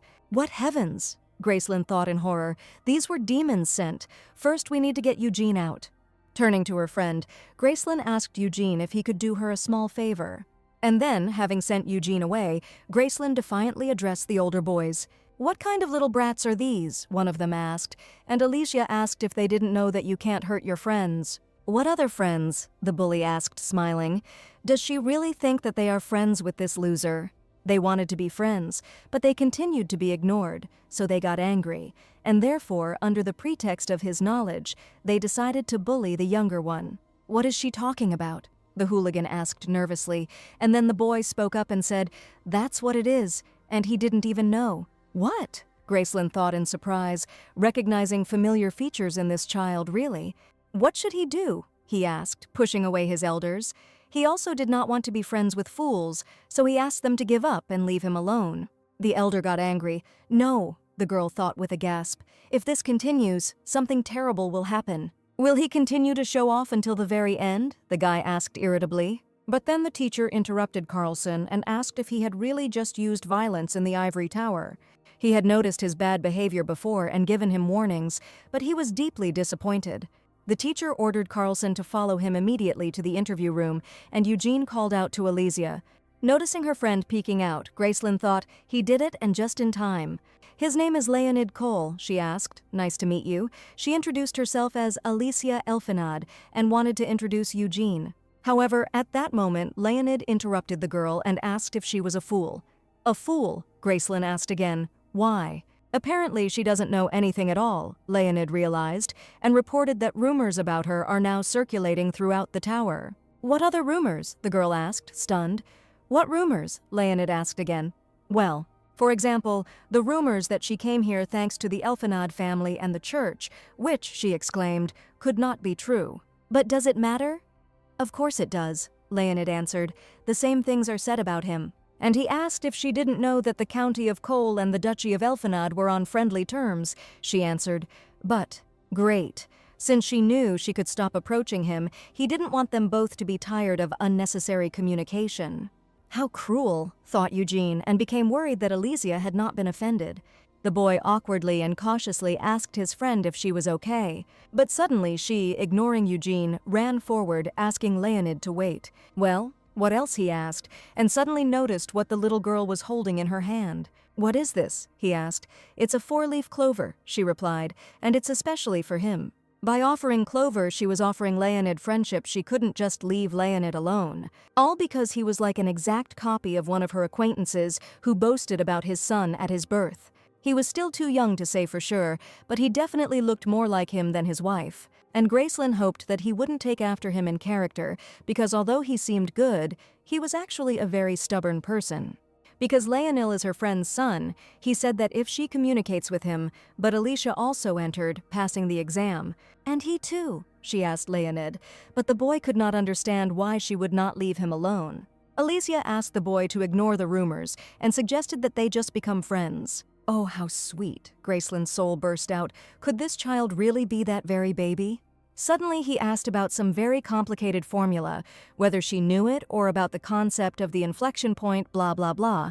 Gracelyn still couldn't comprehend all these spells, and of course she didn't know, but Eugene did. Showing off his knowledge, the genius laid out the whole background of the formula, saying that Alicia had told him so. Now Gracelyn understood what Eugene's plan was. "That's right," she said. That's what she told him. But then Leonid, completely ignoring Alicia, asked what his name was. "Eugene Cloud," he answered. So could the rumors about Cloud getting in be true, since he knows such complex formulas perhaps? He asked if it was true that he had done better. Eugene nodded modestly. His family has no reason to make Klaus an excellent student in order for him to get in, so there is no need to worry about rumors about dishonest admission. And in that case, Leonid could accept Gracelyn's invitation to befriend her. But as he reached for the clover, he noticed the boy's emotional reaction. He enjoyed watching his experiences, and then Alicia couldn't stand it any longer, telling him to decide whether he would take it or not. If he ignored her, he wouldn't be able to become friends with Eugene. He had little opportunity to talk to, so he wouldn't miss this chance. And he still had hopes for her, Leonid said, accepting the offer of friendship. "What does this mean?" Gracelyn asked in shock. Was she the only one who didn't understand what was going on? Who would have thought that Gracelyn would go to the tower with his son? At this rate, she will really become his daughter-in-law. If she finds out that he says such things, she will not forgive him. Servian dissipated. He looked so serious that he diluted the atmosphere. And having calmed down, he asked what the matter was. Axel said that it concerned Eugene Klaus, the son of Duke Klaus. Alicia mentioned that the purification ritual Eugene went through was painful, and he suppressed the pain with the flute. It was just his guess, Axel said, but this ritual could be connected to the fact that Eugene was brought to the year of the dragon's death. So, his task is to investigate the flute, and Servian asked him to set the coordinates to the ancient ruins of the Sahara. "These ruins, so he remembers," exclaimed Servian, and how could Axel forget the place where their detachment had once been? Yes, a lot happened there. This is the place where Gracelyn used dangerous magic and almost died, and even after that she woke up safely. He was really angry then. If it weren't for Whale, everything could have ended badly, all because this girl doesn't value her own life. But he hasn't changed, his comrade noted. Axel said that he simply doesn't want to remember the past, and asked him to talk if he wanted to. Servian, quick-witted, then asked, hoping that these were only his empty fears, whose side he was on. Axel asked what he meant. Gracelyn or Alicia, more precisely, Servian asked, at which of the two his gaze was directed. "Which of them? Well, of course, Gracelyn," Axel answered. And he won't even think about it, asked Servian. He himself will understand everything when he meets her in person. She has become even more cunning than before. Now Servian definitely had to come. I wanted to congratulate them, brother and sister, to the fullest. Axel had already imagined his face, and after that they said goodbye. There were 2 small knocks on the door, and Gracelyn told Axel it was her. The little girl asked if she could come in. She had already entered, Axel said, and Gracelyn suggested not to pay attention to such trifles. He asked what had happened. She came about his proposal to Eugene. He said that it was all for surveillance. Exactly what kind of problems? Axel asked. Gracelyn asked if everything would be okay, and if it became dangerous. She had never heard of such a way of sharing magical power before. This is not uncommon among white magicians. Eugene was subjected to an incomprehensible ritual for a long time, and most likely his body is imbalanced. To restore it, it needs external support, a person who will look after it, that is, protection under the pretext of surveillance. So she didn't have to worry about Eugene, but what about him? Gracelyn asked. She anxiously asked if this division of magical power would affect him. Axel hesitantly replied, "Of course he is the greatest living white mage." "Oh, how unbearable!" She took back her words about worrying. "Okay," he said. "She doesn't have to worry about him either. From now on she better take care of herself," which, the girl asked in surprise, was the point. A letter came from the church. It says that they will soon check her holy powers. It seems they doubt her qualities as a saint. What? Gracelyn was indignant. Judging by their confidence, Axel concluded that they were up to something. But the ivory tower will hinder the church's request, and in the meantime he will come up with the best plan. "Gracelyn will think of something too," she exclaimed. She recently found a very interesting item. On the second day in the tower, Leonid asked Eugene how he knew the formula. "It just happened that way," he answered awkwardly. Alicia explained that he said that he once used this formula for calculations, and he learned it himself from books and without a teacher. It was impressive. Now Leonid understood why he was so different from his peers. He said that Eugene could ask him if there were any difficulties. There seemed to be some awkwardness between them. It's probably because Eugene is still shy, she thought, distracted. Nearby, she saw a teacher from the senior class, and since she had already met her, she decided to distribute clover to that class too. She told her friends that she would quickly take the clover there, sending the children to class to take their seats. She really did give it away left and right. Such a useless thing as clover. "It is not useless," Eugene replied. He told Leonid that Alicia diligently searched for them in the clover field every night. So he wished he wouldn't talk like that. Leonid was surprised that Eugene could speak normally. He asked thoughtfully if they had been looking for them together, or if he had received a lot of clover from her. "Ah," the guy guessed, "so he didn't get the clover from her. That's why he was so cold with him." Eugene said that he would go to class. Leonid asked if he wanted him to tell her that she had forgotten to give him the clover, but the boy wanted to wait until Alicia gave it to him herself. "He's unlikely to wait. She's still a fool," Leonid noted, and Eugene irritably told him not to call Alicia a fool. Now Leonid understood how to make friends with this guy and asked if he could help him. Eugene shuddered and turned around asking how, and his new acquaintance asked him to simply trust him, but he would have to do everything as he said. Today's lesson was over, and the teacher asked the children not to forget about their homework. Alicia barely managed to keep herself from falling asleep and called her friends to come quickly.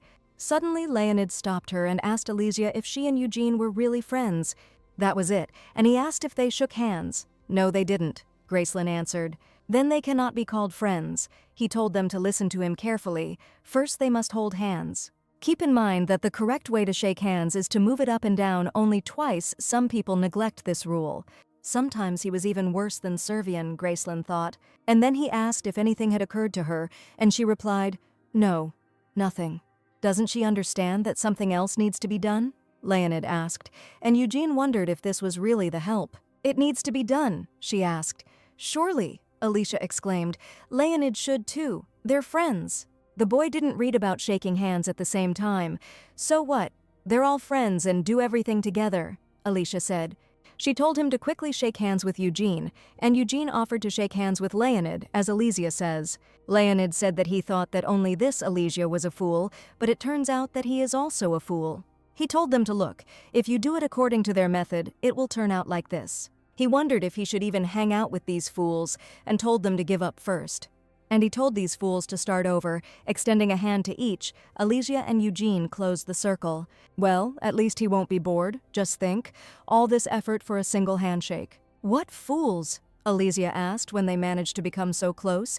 It's all because of Eugene, Leonid answered. In her past life, she could not even imagine such a life, family, and friends. Is this really the feeling when their very existence gives you strength? Gracelyn was glad that they had become friends and thought that everything would be wonderful for them, even if she were to die someday. How many times did they have to repeat, even though this was the church's request, they would not allow a student of the Ivory Tower to be taken away by force? There was a rumor that the Duke had strengthened the security of the Ivory Tower. Could this be the reason? Cardinal Whale left the place of the 100-day prayer without permission, and Cardinal Whale helped the little girl receive the title of Holy Girl. He vouched that the newborn was definitely a saint, the priest explained, and vowed that on her 7th birthday he would test her holy power. And if it turns out that the holy power is false, she will stand trial. But now, when the saint's birthday was approaching, the cardinal disappeared. They intended to conduct the inspection themselves and would send an official document later, so they asked for their assistance. Entering the classroom, Alicia enthusiastically wished everyone good morning. Eugene asked Alicia to pass by. The girl thanked him for helping her pick clover over the weekend. Thanks to him, she finished quickly. No need to thank him, said Eugene. He himself wanted to go. True, Gracelyn asked enthusiastically and begged him to come again. But then the girl noticed Leonid, who was thoughtfully looking out the window, and asked what he was doing. He replied that there were some unfamiliar people standing at the entrance to the tower, and he didn't think that they were teachers. There were people in the Ivory Tower he didn't know, Alicia asked Leonid. However, looking at the people at the entrance to the tower, Gracelyn's face tensed. These were people from the temple. Could it be, she wondered uneasily, that they had come to the Ivory Tower for her? As Axel said, they apparently doubted her abilities as a saint and were up to something. Her heart pounded in her chest with worry, and Gracelyn pursed her lips. She warned her friends that she would be away for a short while, which Leonid was surprised, because the lesson would start soon. But Alicia left the class saying that she had urgent business to attend to. Gracelyn hid in one of the empty offices and summoned the Heavenly Market. She immediately began to search among the entire assortment for the item that she had her eye on, and found it. It was expensive. She thought that if she waited, the price would drop, but it never happened. Nothing could be done. Under any circumstances, she wouldn't have even looked at it because of the price, but... She then told Axel that she had found an awakening simulator that could make her a saint. This interested Axel, and he thought about how he could include it in the plan. But then Gracelyn told him, "It's true, it costs 1,000,000 heavenly coins, isn't that too expensive?" Axel asked in shock.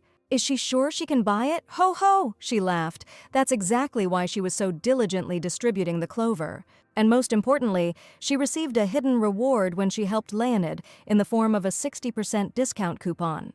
Under any other circumstances, she wouldn't have even looked at it, but if you use the coupon...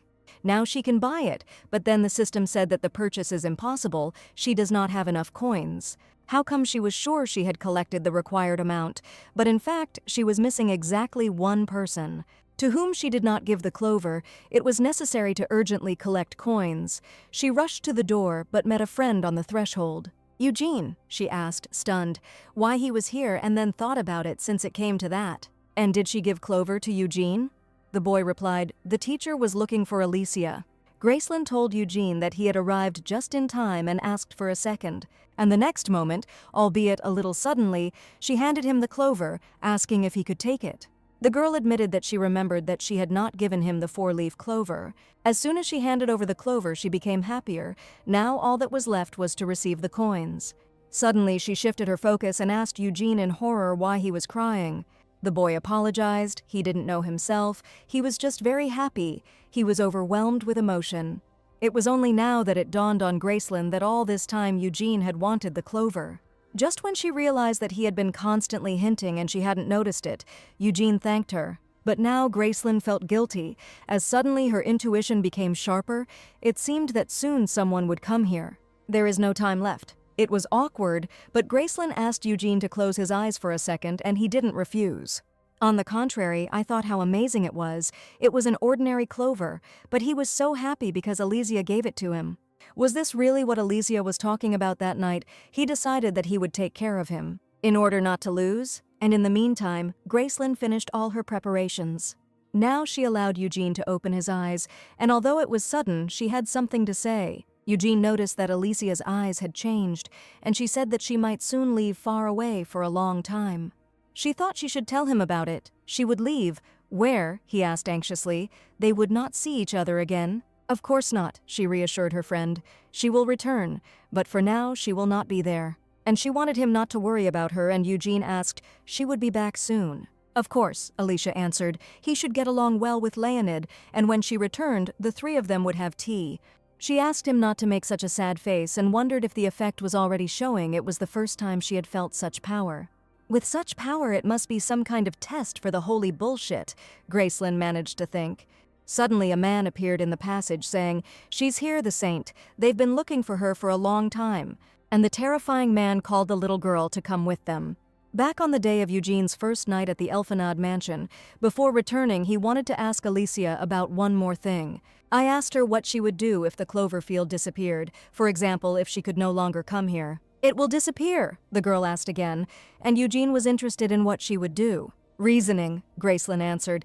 "She probably would have broken up a new field, a new one." The boy was surprised. "No, wait. First of all, she would protect what is dear to her, so as not to lose it. It doesn't matter if it's a clover field or something else. It would be very sad if it suddenly disappeared." "What about him?" Alicia asked Eugene. The boy didn't know if the flute fit the description. Although anxiety would probably be stronger than the sadness of losing what it means to have something dear.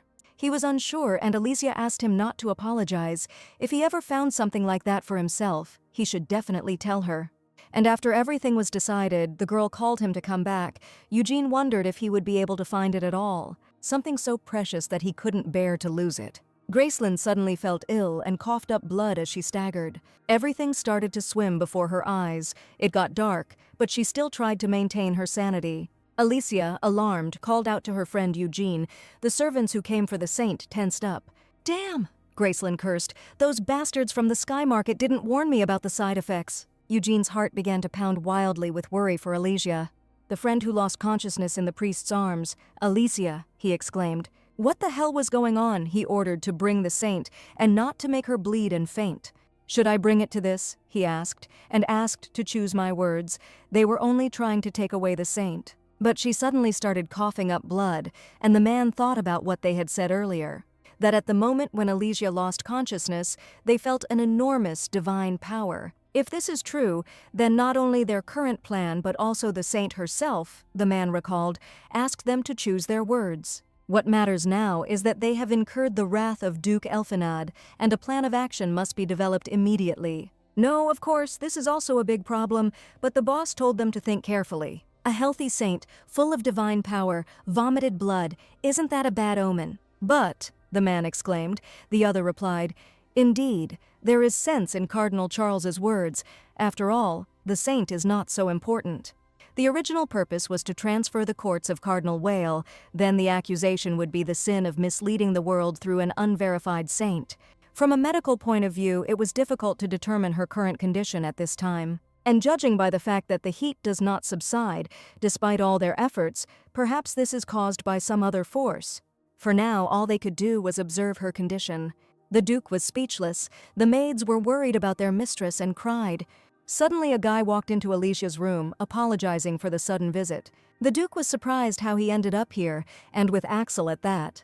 Cardinal Whale of the Temple reported that he had received a revelation to protect the saint, for she was in great danger. "But does not this danger come from the church to which he himself belongs?" asked the Duke. Whale did not know the exact source of the impending danger, so just in case he went alone, without informing anyone from the church.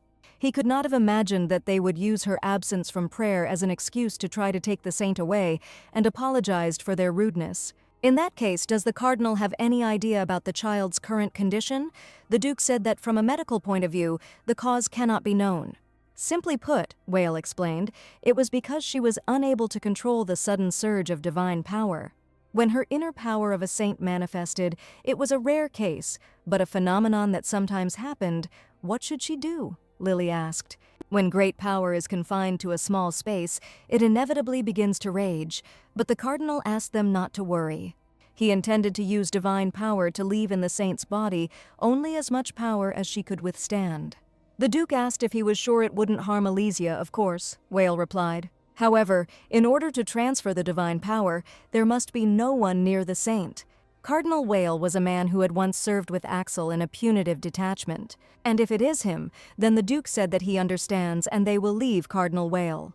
And therefore, with respect, he asked the man to take care of his daughter. Elysia, when he heard that she had started a new life, was very worried, but these were unnecessary worries. After all, Gracelyn had met such a good family.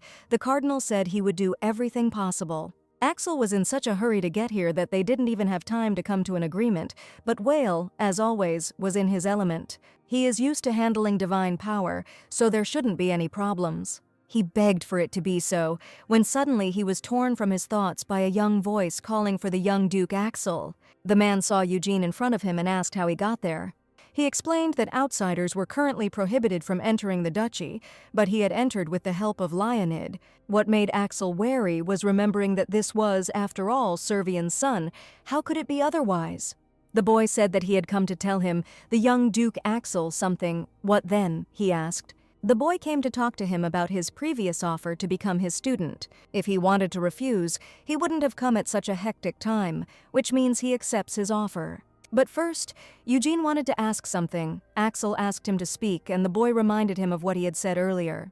He said that if he developed enough strength in himself, he would no longer have to suffer. That he might be able to change his predetermined fate. That's true, Axel said that.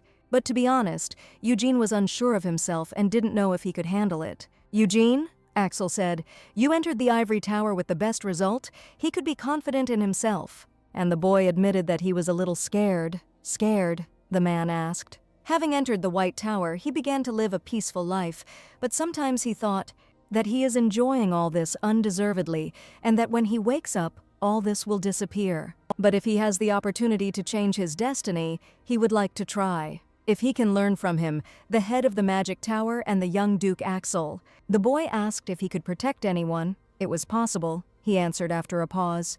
The adult's words inspired hope in the boy. But suddenly he explained that he could not give him such an encouraging answer. Axel would only help him achieve his goal and asked Eugene what his goal was. Remembering all the wonderful moments, Eugene exclaimed that he wanted to become the one who could protect Elysia. Whale immediately felt that divine power was filling the girl beyond all measure. However, if you are careless and connect her small body with your divine energy, then all her divine power could be exhausted, and her life could be in danger, in that case.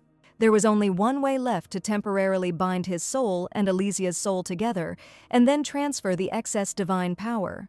He asked Elysia to be patient a little longer and determined that the communication flow was stable. It might take some time, but you just have to transfer the force carefully. If Axel had not warned him in advance, Elysia would have been in great danger. Having contacted Whale, Axel was counting on him, the cardinal knew, and said that he would prepare properly. But no matter how much he thought about it, it was still strange. As far as he knew, Axel had never been concerned about the existence of some kind of saint. Axel was taken aback, but Whale said that if he was honest with him, he was sure he could help in some way. As expected, this guy was not to be fooled, and Axel asked Whale to listen carefully. The girl he declared a saint, Elysia, is the reincarnation of Gracelyn. Whale asked Axel if he was serious. At first, Axel himself didn't believe it, but after Gracelyn's disappearance, he couldn't find any trace of her anywhere and began to think that he was hallucinating. Whale understood perfectly well, and according to her, memories of her past life suddenly returned to her. In the end, he had no choice but to believe that he would understand everything himself when he met her. Stories that only a punitive detachment could know, every one of her barbed words. Everything indicated that she had really returned, but whether to believe it or not was up to him, because he would be able to feel her energy. That's why Axel was so worried about the saint lately. He understood Axel, and since he said so, he would go. He said that he would leave unnoticed as soon as he blossomed, and Axel thanked him. It's just as Axel said, she's weak and hidden behind an overwhelming divine power, but Vielle felt a hint of familiar magical energy, and this power was definitely Gracelyn's magic. Oh, it was so hot, Gracelyn thought, as if she had fallen into boiling water. It was as if her whole body was about to melt, but what would happen if she died like this? Will she be able to come back? Back to your real body." Suddenly, amidst this dark thicket of boiling water, a soothing voice was heard. It really was Gracelyn, he said. Now he understood why Axel had so desperately asked for help. Calming the flow of divine power, he saw part of the memories. A lot has happened during this time, a new family and friends. Alicia's life, not Gracelyn's. That's right, Gracelyn still has things to do. She should definitely come back. The girl remembered how she had promised her dear friend that when she returned, the three of them would have a tea party. Gracelyn smirked. Yes, that was right. She had promised him she would come back. Just a little more to swim. She had to get out of here. She was able to achieve her goal, and a familiar voice came to her aid, telling Alicia that she was doing well. And this voice was so familiar and dear. Alicia opened her eyes, said the cardinal, and asked the girl if she recognized him. "Well?" Gracelyn asked. Gracelyn became ill from too much divine power, and that divine power was placed into this pearl. Yes, as her body recovers, it will gradually take away energy, and her ability to contain power will grow. So for the sake of the future, he asked her to focus on recovery for now, and she agreed. He must have been tired having rushed here so quickly, but thanks to him she survived. Axel urged him to be ready for anything. By the way, Gracelyn thought, and asked Whale if she knew that she was Gracelyn. No, he also learned this thanks to Axel's actions. And what did Axel do? She asked. No matter how you look at it, Axel is not the type to try for the sake of a saint he doesn't care about. Indeed, Alicia agreed. And this means that it is not for nothing that he values Alicia so much. But Whale, too, he rushed here when he heard that he might be in danger. Gracelyn was glad to meet him again. Who knows? Thought Whale, although Axel seemed to really treat Alicia with special care. It was better to hear it from himself, but he, too, was glad to meet her again. A few days later, Gracelyn thought it was time for them to come. She was already asking Lily about Axel. According to the head maid, he has been seriously consulting with Cardinal Whale every day lately. She assumed they were discussing the incident, but Noah had already returned. Was he really that busy? Alicia asked. In fact, the young master asked not to tell her, the maid told the young lady. In fact, the young master comes to visit her every night. Gracelyn was very shocked, but it was true. Lily said it because she realized that she was upset. And she said that for Axel this should remain a secret, and she became upset, as if she was worried, just angry. He never came, although he told Whale that he was very worried. This time she had to catch him red-handed. "You've come," she thought, jumping out of bed with a cry. "Here you are." However, instead of Axel, the girl saw Leonid and Eugene. Judging by the way she moves, her condition is quite tolerable, and her complexion has recovered about 80% of its normal color. Gracelyn asked what they were doing there, how they got there, and what about the dorm's curfew. Let's say there. It was he who removed all the security spells if you want, then getting out of a place like the tower unnoticed is not so difficult. She asked why he dragged Eugene into this. What was she talking about? Leonid asked. After all, it was he who suggested coming here. The boy nodded modestly, and Gracelyn was very surprised by this. Eugene asked Alicia if she remembered their conversation in the clover bed, the conversation. She said that you need to protect what is dear to you, so as not to lose it, the day when Eugene could not sleep. Of course she remembered, and now he had something he wanted to protect, Eugene said. And for this reason he decided to become a student of the young Duke Axel. Alicia congratulated Eugene and understood why he came here. Leonid had a feeling that they were about to have a frank conversation, and thought that maybe he should step outside for a while. But suddenly this fool asked Eugene what it was that he wanted to protect that made him decide to become Axel's student. Judging by the expression on his face, Leonid seemed to already know. But she didn't, it seemed, Leonid replied. The one who doesn't know is a fool. Eugene smiled and asked Alicia if she was in no pain anymore. Yes, she was already feeling better. It was wonderful, but just in case, Eugene would give it to her and handed over the accordion. In fact, he came to give it to her, because it would be bad if she got sick while recovering. Gracelyn was just about to buy it for him, but if Eugene gave it to her, she asked if he was sure he could give it to her. He will be able to endure it, and she, Alicia, when she is in pain, if she blows into it, she will quickly recover. And yet, it was all right. He had something else that was more precious to him. Gracelyn thanked Eugene and said that she would use it and return it to him.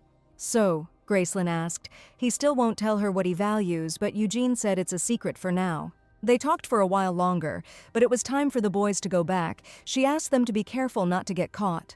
Finally, Leonid once again boasted of his knowledge and skills, and she sent him away after all. It was so tiring with the children. By the way, it's strange.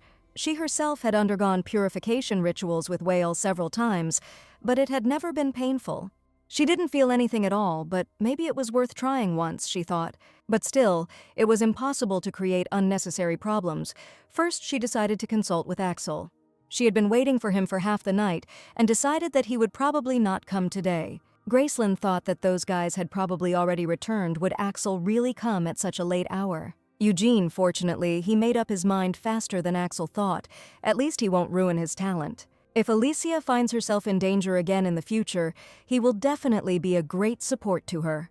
Perhaps Axel paused and thought, what he wants to protect, what he wants to change, is the girl calling him a stupid white mage. He reached for the door handle but still dropped his hands. Gracelyn, he said with a heaviness in his chest, on the verge of tears. Still, not today, he thought, turning sharply and walking away from his sister's room. But suddenly he was unexpectedly called out by a child's voice calling his name. She thought she heard footsteps, but she didn't expect him to actually come. But he was just in time. She had something to talk to him about. Everything was just like that. Thanks to this, there was more trouble, but so far he did not feel any special energy. She should have asked Whale or Servian to analyze it. Yes, please, she asked him. And also, angrily, Gracelyn asked if he wanted to tell her anything. To tell, the magician asked. This is exactly what the man says, who is so worried that he secretly comes at dawn, takes a look and then leaves immediately. But if Axel had seen her awake, he would not have been able to refrain from moralizing. After she fainted, Axel found an empty bottle in her bag, and I realized that this was the reason for her loss of consciousness, that very good little thing she was talking about. Couldn't she have been careful? She should have checked everything before buying. Why was she being scolded? Gracelyn thought. Then both he and Whale would have been able to react faster, but she didn't have enough coins to buy it in advance, and that was her whole problem. This frivolity of hers and the simple thought, oh well, the main thing is that she's alive, that's why she always acts so recklessly. But she could have asked him for help. She never thought about those who were worried about her. As if she wouldn't be worried in his place, he understood that she wanted to find solutions herself. But he would like her to share her opinions more and for them to think together. If only out of respect for their former friendship when they fought together. Friends, Gracelyn thought. Awkwardly, hesitantly, modestly, Gracelyn muttered something under her breath. What? Axel asked her. Thank you, she repeated shyly, thanking him for worrying and for saying it. Axel took a few seconds to collect his thoughts and said awkwardly that he did too. Axel was also grateful to her for opening his eyes again. Well, that's true, Gracelyn said, embarrassed and laughing. It doesn't change at all. A few hours later, Gracelyn thought she was almost fully recovered. When would be the best time to return to the tower? Axel said he would take care of the crazy dragon thing, so since she was already resting, she might as well rest a little longer. By the way, the chocolate that Noah left was very tasty, she thought, as Lily informed the lady that the Duke would be coming in now. Duke! Gracelyn jumped up in alarm and sent the piggy bank back. As he entered, the father asked his daughter if she was feeling better. Yes, Duke, the girl answered happily. Now she was completely fine. The Duke remained silent about the fact that there were still traces of chocolate around the baby's mouth. The father apologized for coming so late. The discussion was about what the church had done, and the work had piled up. Everything is fine, she replied, but she felt rather embarrassed that there was so much noise in the mansion because of her. The Duke told her she needn't worry about it, but she felt she shouldn't be any more of a nuisance to those who cared for her. Of course, she understood why Axel and Whale cared about her even more, but why the Duke? He cared about her so much, but she didn't understand at all why he decided to say serious words. Gracelyn told the Duke that if any problems arose, he could bring her back to the temple. The man was taken aback by what she had said and hesitantly asked if she wanted to return to the temple. If she wanted to leave, he could let her go. Alicia's desire was more important to him than anything else. But what if that's not the point? Having plucked up the courage to touch her, the Duke said that she could stay there further. After all, she is his daughter. As a father, he will help her with everything she wishes, no matter what it is. His daughter, though they weren't related by blood, was of no use to this family, Gracelyn thought. The Duke said there was still a look of confusion written all over her face. No need to complicate things, he asked, saying that he was simple and suddenly gave in to memories. A beautiful girl, whose face he remembered only vaguely, gave him a sprig of lilac. The man admitted that he simply wanted to keep the promise he made to his wife by accepting her into the family. 7 years ago, the Duke was invited to the temple, and the priest, seeing the man's impatience, got straight to the point. He wanted him to adopt a child. This is a child who has received a divine revelation, but because he did not receive the revelation, this child's position is unstable. If this continued, her stay in the temple would expose her to many dangers, and his family could become a reliable fortress. But as the priest knew, his wife had long since left this world, and growing up without a mother was not the best environment. But that was precisely why the priest asked him, Duke Elphinad, because he had already raised 2 sons well. The man asked him not to just stand there and to take the baby in his arms. Holding the child, the man said, "This child, her eyes are exactly like lilac flowers." It was true, the temple minister confirmed. She really was born with a rare eye color. The Duke looked at the baby for a long time, becoming more and more immersed in her amethyst eyes. The girl and his wife, she gave him these lilac flowers and asked him to take care of her and raise her well. At that very moment, the Duke agreed to adopt the child, to the priest's surprise. But in return, the man will also have one request to the temple. The man nobly told the Duke that he would do his best in gratitude for his help. The Elphinad family name will undoubtedly be a great strength for this child, however. So that these were not just empty words, the Duke wanted him to think of her as more than just a child, which the church entrusted to him, and as a man from the Duchy of Elphinad. The caring father would like the church to agree with this, and that was his request. A request in the spirit of Duke Elphinad. He thought it would be something like a parent's request. But since it is he, then of course if he becomes a safe home for the saint, the church will not interfere in her life, except for the saint's activities. He will certainly become a real family for her, the pastor thought.